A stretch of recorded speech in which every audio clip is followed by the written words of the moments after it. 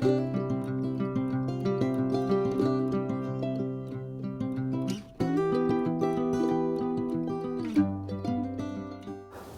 morning, it's Rick from Rick and Ken Adventures.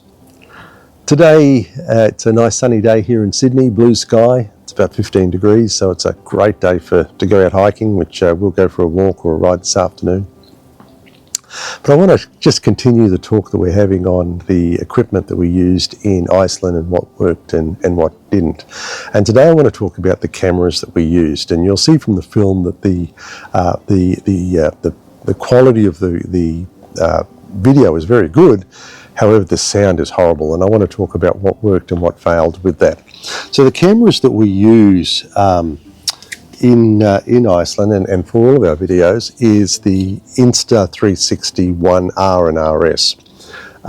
Great cameras, very easy to use, point, shoot, pretty easy to use. They've got great stabilization, especially the new one. This is the RS. The R is not quite as good, but still pretty good. Very robust cameras. I would highly recommend that if you're getting one of these, and this is the one I use most of the time, it's the 1-inch lens, that you get a steel cage for it. We use the Peak Design clips on our backpacks, so we just hook them on when we want to use it, take it off, shoot. It makes it very easy to use. However, you don't want to drop these, so it just gives it a bit more robustness, especially if you're scrambling up rocks, etc. You want to protect your camera. Also, get yourself a cap, and you see I've got the caps on these. They're a couple of dollars, and you don't want to scratch your lenses, so again, a very good investment. So these worked really well for the filming.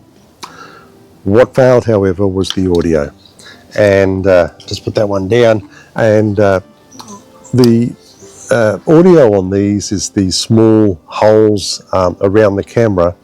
And what does happen is when in really windy conditions like we had in Iceland, the wind rushes past these and you get that really high-pitched, loud whistling sound, wind noise.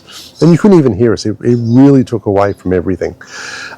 So I highly recommend you get a external microphone for these. But to do that, you have to purchase the adapter from Insta, and these were about 50 Australian dollars. You can get them on Amazon, or you can buy them straight from Insta. A couple of birds you can probably hear in the background, quite loud, but it's a must for this camera. So they just plug simply into the back, like so,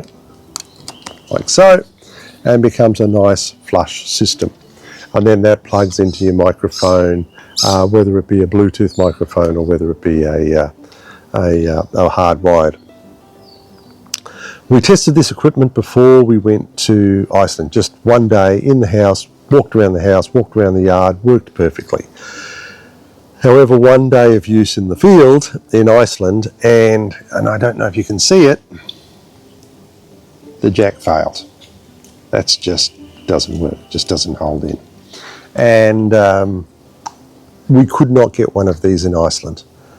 So we were stuck with having to record without having any external microphone, just using the internal, and you heard the results of that on the video. Have contacted Insta in regards to that and gave them the advice, just waiting for them to come back to us on that. But I just expect for an outdoor camera, action camera, that to be a lot more robust than what it is. Great design, how it sits in there, but it needs to be more robust, especially if you're using it what it's intended for, which is outdoor use. Other than that, this worked great. I've just put a different base on it so that I can do a quick release and also put it onto the Peak Design. We use just a hand. This is a GoPro selfie stick. We just use these. They're again cheap to buy, and it just gives you a little bit more support when you're filming. And again, highly recommend something versus trying to hold the camera in your hand.